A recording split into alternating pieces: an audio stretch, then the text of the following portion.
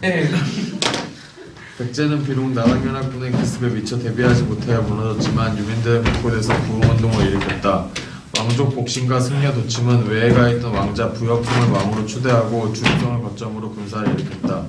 이때 백제의 오랜 동맹국이었던 외는 백제 부흥군을 돕기 위해 27,000여 명의 대군을 보냈다.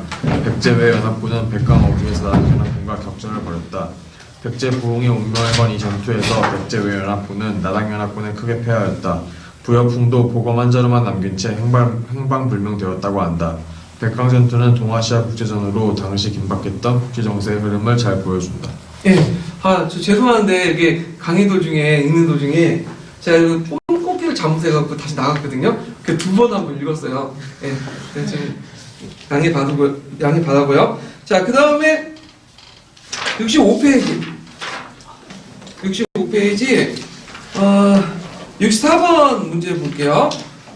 64번도 이제 아까쯤에 이제 그 관련된 내용인데, 요거 들어갈 내용이 뭐죠? 성왕이죠.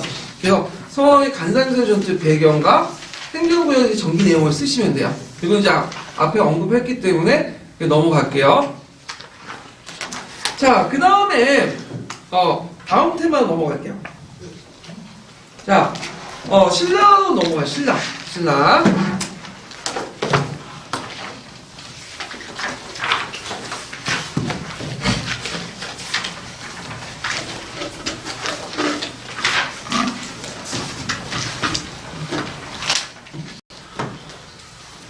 신라를 보기 전에 먼저 이제 신라와 관련된 그 한통 내용을 이제 보고 넘어갈게요. 몇 페이지 보시냐면요.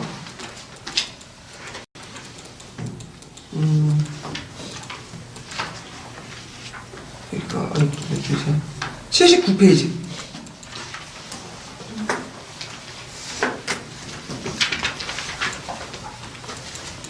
자, 거기 79페이지 신라 발전 보이시죠? 네.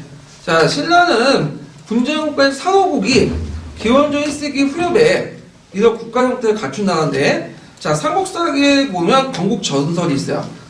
그래서 BC 57년에 박학것에 의해서 그 건국된 걸로 추정하지만, 실제로 이제 건국 시기는 그렇지만, 그 삼국 가운데 가장 늦게, 이렇게 뭐냐면, 초기국가 모습을 갖추고 있다. 그래서 신라 건국 시기에 대해서 이게 좀 말이 많은 게, 그 내용이 고구려 백제보다 빠르거든요. 그래서 예전에도 되게 비판적으로 이제 봤어요. 근데 최근에 유문이나 유적을 보니까 건국 시기는 빨라.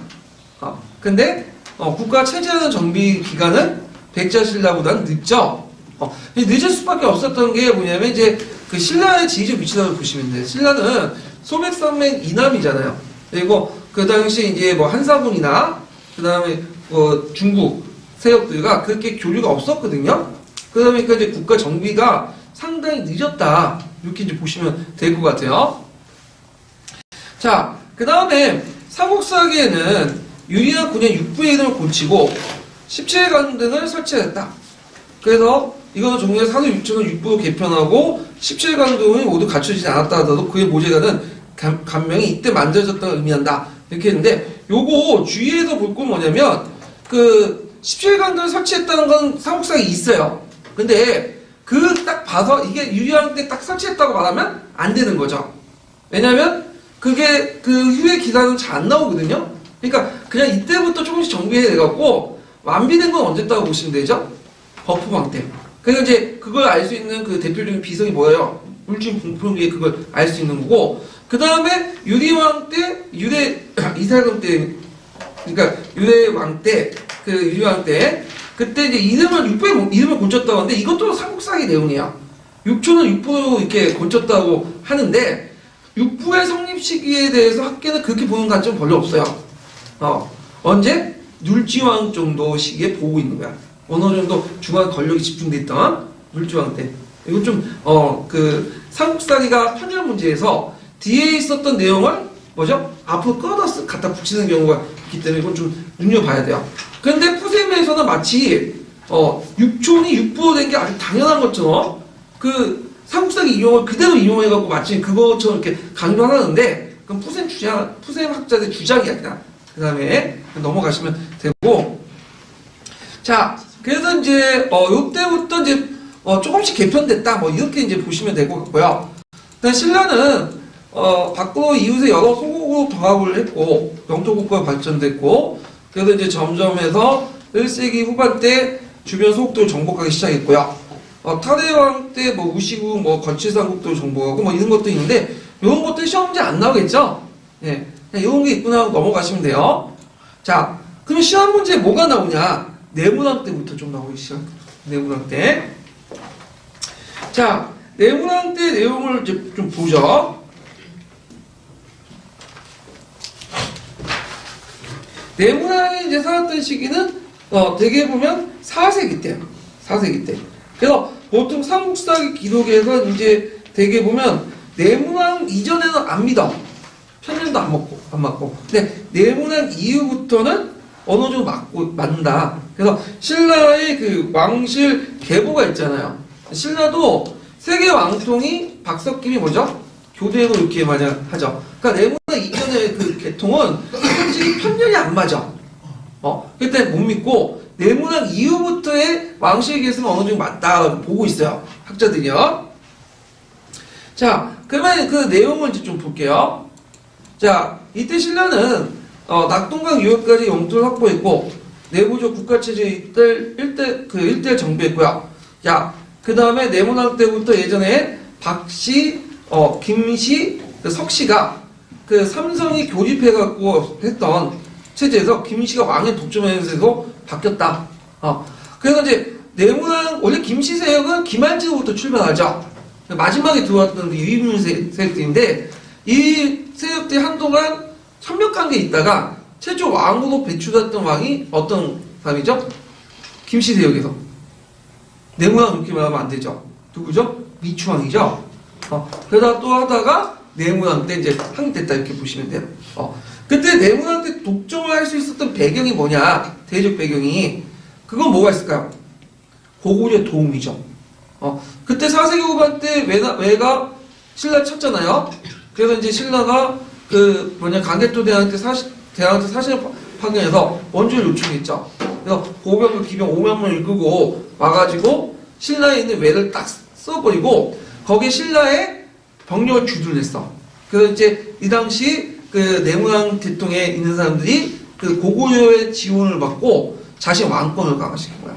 그래서 이때 이제 그 신라는 체제 정비를 가속화시키는데 그 주요 배경이 뭐냐면 고구려야.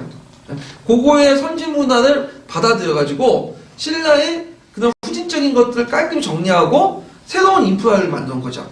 그러니까 신라 입장일 땐 치욕일 수 있지만 나름대로 발전의 계기가 됐던 거야. 이런 것들을 좀 같이 연관시켜서 좀 보시면 되고요. 그 다음에 이제 예전에는 이사금이라는 말을 썼죠. 계승자. 그래서 이제 여러분들 알다시피 신라의 왕위 계승을 처음에 뭐라고 해요? 왕후들. 거서관. 그 다음에 차창호. 그 다음에 이사금. 그 다음에 마립간. 그 다음 왕. 이렇게 되죠.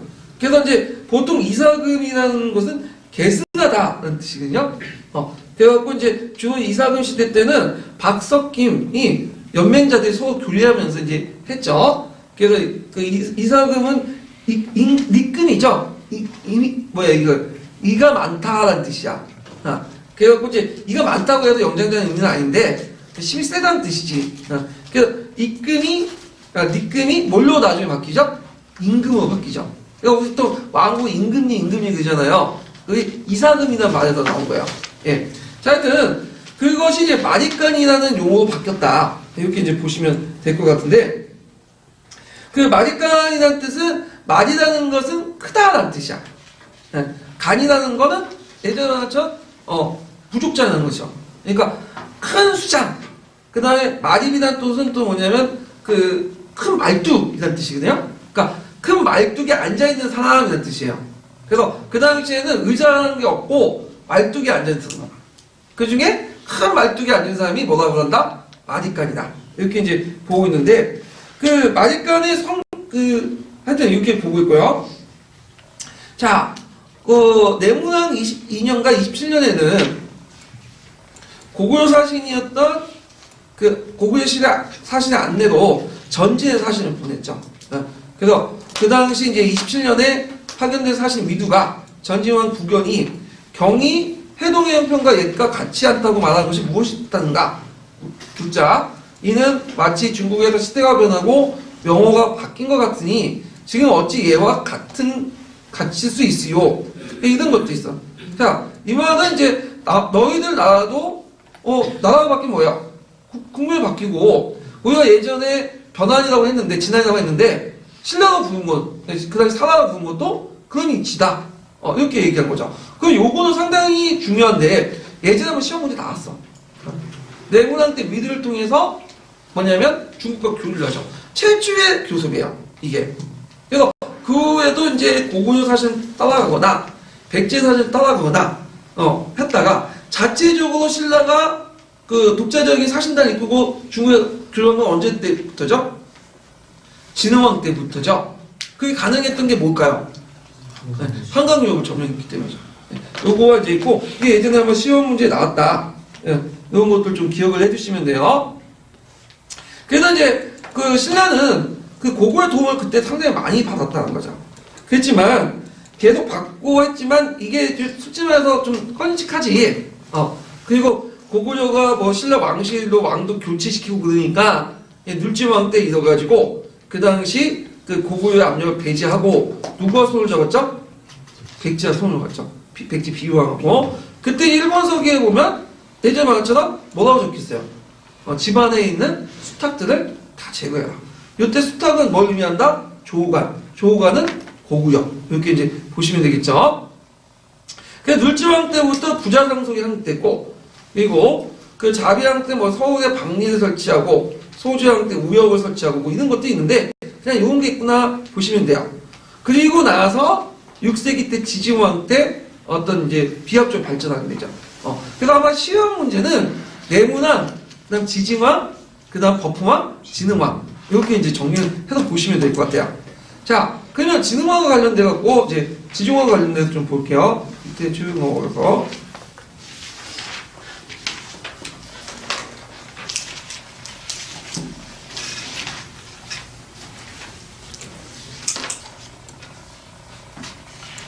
어, 87페이지.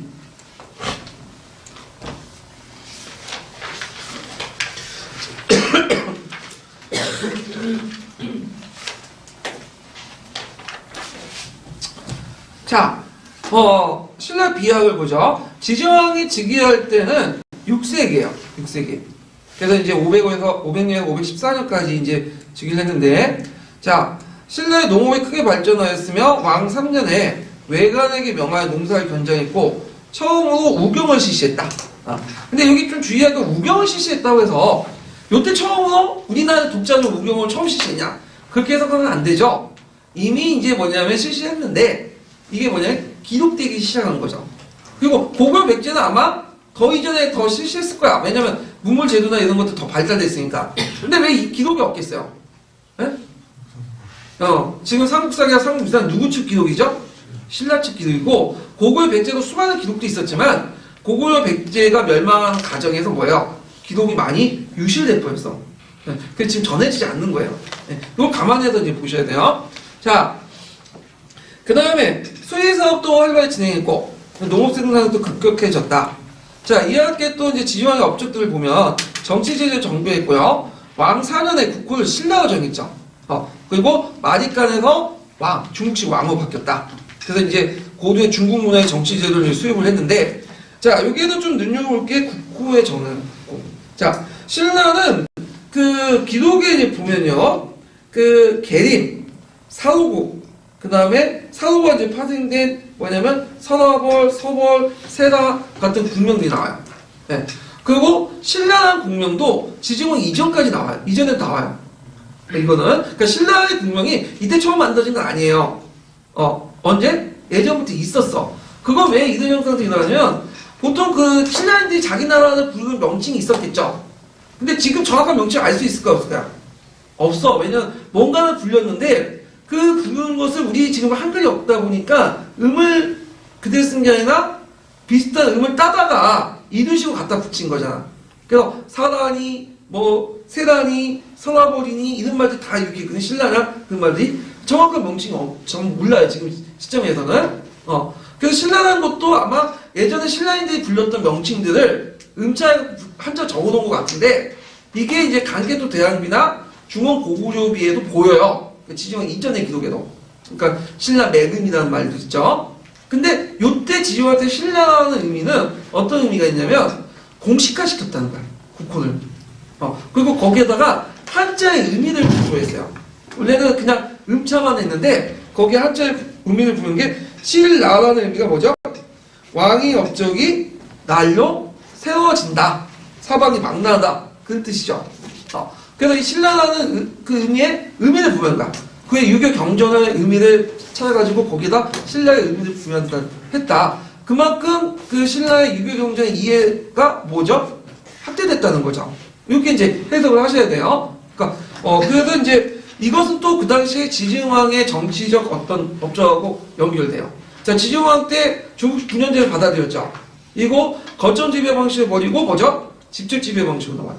그래서 예전에 신라는 지증왕 이전까지는 직접 간렵하면서 지배했다는 것보다는 그 지방의 예전에 소국도 있죠.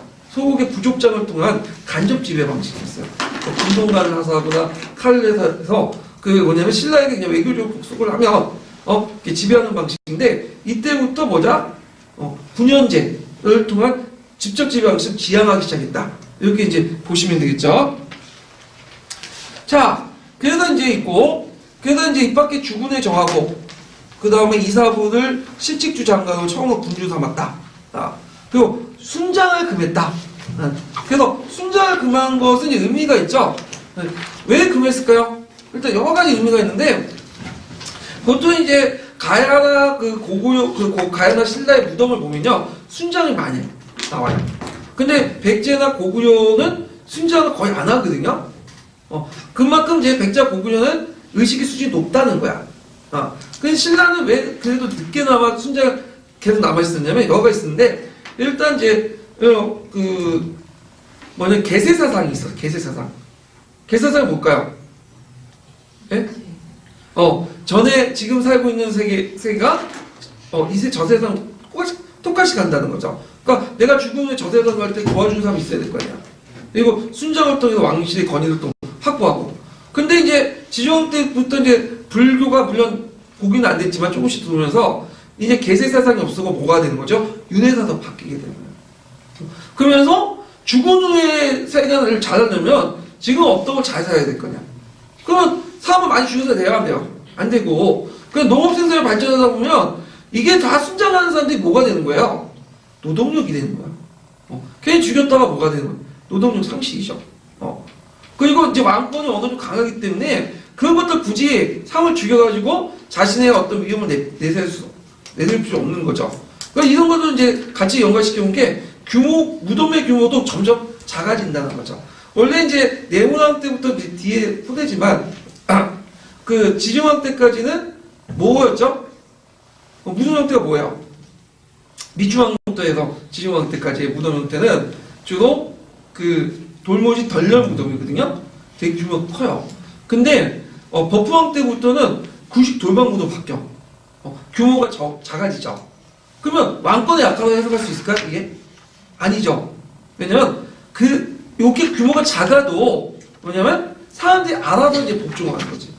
이건 우리나라뿐만 아니라 일본도 마찬가지고 중국도 마찬가지예요. 네. 자, 이런 거와 연결시켜서 이제 보시면 되고, 그 다음에 이제 서울의 동시가 설치가 됐고요.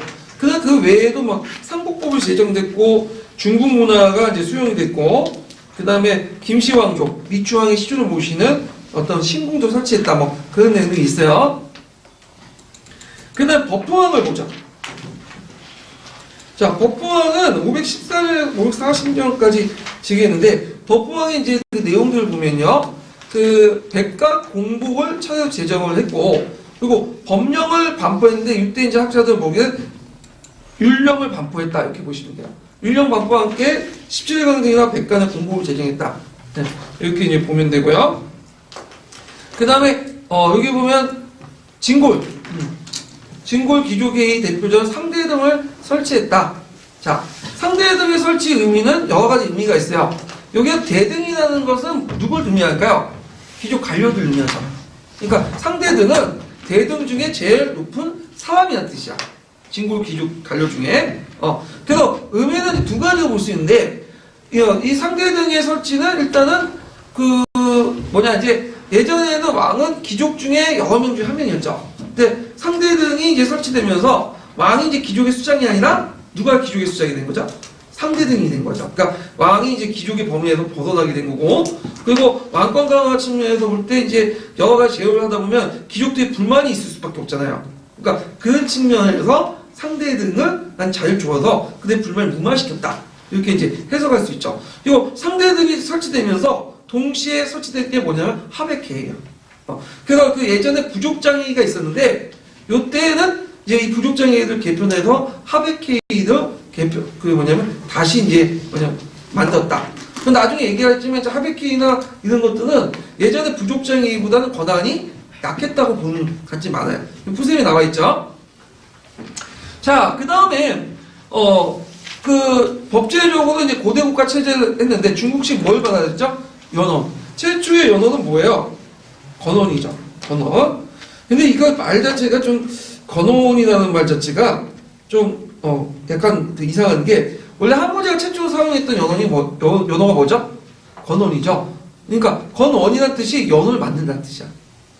이게 연어였을까? 아니면 그냥 연어를 사용했다는 의미일까? 뭐 이렇게 이제 해석할 수 있겠죠. 자, 하여튼 연어의 사용은 중국 문화의 체험 또는 또 중국의 대등한 국가를 의식한 표현이다. 근데 이 신라가 연어 사용에 대해서 상당히 비판했던 사람이 누굴까요? 나중에 그 예전에 시험 문제 나왔는데 삼국사를 썼던 김구식이죠. 어떻게 조그만 나라가 중국과 대등한 연어를 사용하냐? 제일 비판했던 사람이야. 그래서 있는데 하여튼 법포항했고 또 법포항 때 14년에 불교를 공인했다. 불교는 이미 예전부터 있었죠. 예. 근데 이제 하여튼 무슨 순교도에서 불교를 공인했다고 해요?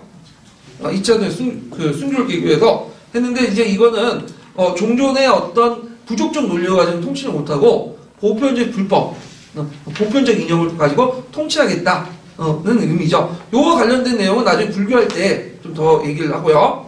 그래서 이제 신라의 국가체제를 정비하고 삼국통일과 전제왕권에 기반을 이뤘다. 이렇게 이제 보시면 될 것 같아요. 그래서 이제 법포항 말기 때 들어가면 예전에 그 울진 봉평리까지는 무슨 비였죠? 공동학교였죠? 근데 나중에 물론 하지만 법포항 말기 때 들어가면 청천리 서석에는 무슨 칭호를 썼다고 해서 성법풍 태왕이라는 칭호를 쓰죠. 그만큼 왕권을 강화됐고 나중에 이걸 이제 가도교 삼아가지고 나중에 진흥왕 때는 뭐죠? 진흥왕 때는 이제는 단독왕으로 넘어가게 되죠. 예. 자, 이와 같이 내부적 발전과 함께 외부적 팽창도 있었네요. 우리가 알듯이 지중왕 때 울릉도를 복속시켰고 법포항 때 김해 본가야, 근가야를 병합시키고요. 그래서 납동강 하류 지역으로 진출하게 되죠. 그리고 이제 이때 진흥왕이 등장했는데 진흥왕은 어린 나이로 즉위했어요. 그래서 그 진흥왕이 초창기 때 는 직접 통치를 안 하고 누가 대신 통치를 했죠? 7살 때 즉위했는데 그의 어머니였던 지소태우가 집권했죠. 그래서 진흥왕도 약간 그런데 이 사람이 법포왕의 외손자예요. 그 외손자고 그다음 지소태우의 그 외손자고 법포왕의 외손자면서 또 지소태우가 법포왕의 아들하고 또 결혼하고 뭐 그러거든요. 그래서 뭐 핏줄이 좀 복잡해. 하여튼 근친혼을 해가지고 이제 탄생했는데 이 사람이 이제 그 업적들을 좀 볼게요. 자, 하여튼 이 사람이 이제 업적을 보면 국사를 펼쳐나고요. 그래갖고 이제 국사를 펼쳐나고 거칠부에서 국사를 펼쳐냈죠. 예, 신라가 마지막으로 펼쳐냈어요. 아마 좀 늦었어요, 이 사람이. 연호를 개국으로 전했죠. 그래서 이 사람이 이제 3번 연호를 정했거든요. 개국, 대차, 홍제 이런 같은 영제를 사용했고요. 불교를 훈육시키고 그리고 음악을 익히고요. 그 다음 한왕도를 제도화시켰죠. 그래서 예전에 청소년 조직이었던 한왕도를 제도화시켰고 그 다음에 전국사업을 착수했고 그래서 이제 그 사람이 이제 보면 당양 적성을 점령하고 그래서 당양 적성비 아시죠? 이런 것들하고 왕 12년 백제 서왕과 연맹해서 고골처도 한강상류 10곳을 점령했지만 2년 후에 하류지방까지 타치하면서 이때부터 나당동맹이 깨지게 되죠. 그리고 대가야와 이제 정복을 서면서 대가의 그 뭐냐면 가라가야, 그 다음에 창류의 비아가야, 마침내 그 당시 큰 세였던 대가를 정복하죠. 예, 그런 이제 내용도 있고요. 그래서 진흥왕은 해양선에 따라 동북문을 북상하여 항원평야까지 이제 점령했는데 요와 관련돼서 뭐가 있죠? 미작설. 예전에 얘기했잖아요. 네, 그 고구려가 땅을 떼준 거지. 백제보단 신라가 좀 만만하거든. 근데 이 땅은 나중에 다시 고구려가 회복이 돼요. 항평야 때는. 자, 이 같은 정복 사업을 통해서 창녀, 북한산비, 상추용비, 마오용 같은 4개 순수비 있죠. 그래서 순수비와 관련돼서 예전에 문제 나왔어요. 그래갖고 순수비의 위치, 그 다음에 순수비가 언제 건립됐는가 이렇게 이제 보시면 되고요. 그만큼 이제 신라가 북방 경계선이 확대됐다 이렇게 보면 되고, 자, 진흥왕 영토 과정이 특히 특이한 것은 한강유역의 점령이에요. 그래서 신라가 대고구려, 그다음에 거기 그 진흥왕 순수비 내용 나오죠. 백제와 이제 싸움에서 막대한 유리한 조건을 마련했고요. 그 다음에 한강유역 일정 물적 자원을 획득했고, 거기에 설치된 주가 북한산주죠. 북한산주의 초대 총관이 누구였어요? 김무령. 그 다음에 남양만에 당항성을 세우죠. 그래서 중국과 직접 접촉을 했다. 그래갖고 요때 이제 뭐냐면 기록에 보면 북제와 이제 북조 중에 북제서에 보면 그 김진흥이 통교였다. 조공 갖다 바쳤다는 내용이 있어요. 그러면 여기 진흥이라는 것은 그 당시 병명이고, 여기 좀 눈에 김진흥이 나와요. 김을 처음으로 사용했어. 예. 그래서 우리가 이제 성씨를 쓰는 것이 신라에서 처음부터 성씨를 썼던 건 아니에요. 언제부터 처음으로 썼냐면 6세기 중엽부터 쓴다. 그리고 우리가 박석김이라는 말 있잖아요. 이거는 6세기 중엽에 이제 나중에 책을 만들고 나서 역사를 정리하는 과정에서 자기의 조상들을 다 소급해갖고 정리해갖고 갖다 붙인 거예요. 정리를 한 거고, 예전에는 성을 쓰지 않았어요. 뭐죠? 그 자기 부족명을 썼죠. 해부, 탁부, 누구 이런 식으로 썼죠. 그러면 요게 성을 쓰기 시작은 왜 성을 쓰냐? 중국과 교류를 위해서. 중국 뭘 쓰죠? 성실 쓰잖아요. 성실. 그리고 고구려 백제는 이미 예전부터 왕실에서 뭐 부여신이, 그 다음에 고신이 하면서 성을 썼는데, 신라는 그런 정통이 없다가 나중에 중국과 교류하는 과정에서 성씨를 사용하기 시작했다. 그리고 이때 성씨도 모든 사람이 쓴 게 아니에요. 지배층만 쓴 거예요. 지배층만. 그래서 성을 가지고 있다는 건 어떤 의미가 있냐? 지배층이라는 뜻이에요. 적어도. 이런 의미로 이제 해석을 해야 되겠죠. 그래서 이제 한강유역 점령은 삼국통일에 중요한 반판을 마련했다. 이런 내용도 이제 보시면 될 것 같아요. 자, 그래서 이렇게 읽고 좀 쉬었다가 그 다음 테마 내용을 이제 좀 볼게요. 신라와 관련된 테마 내용을.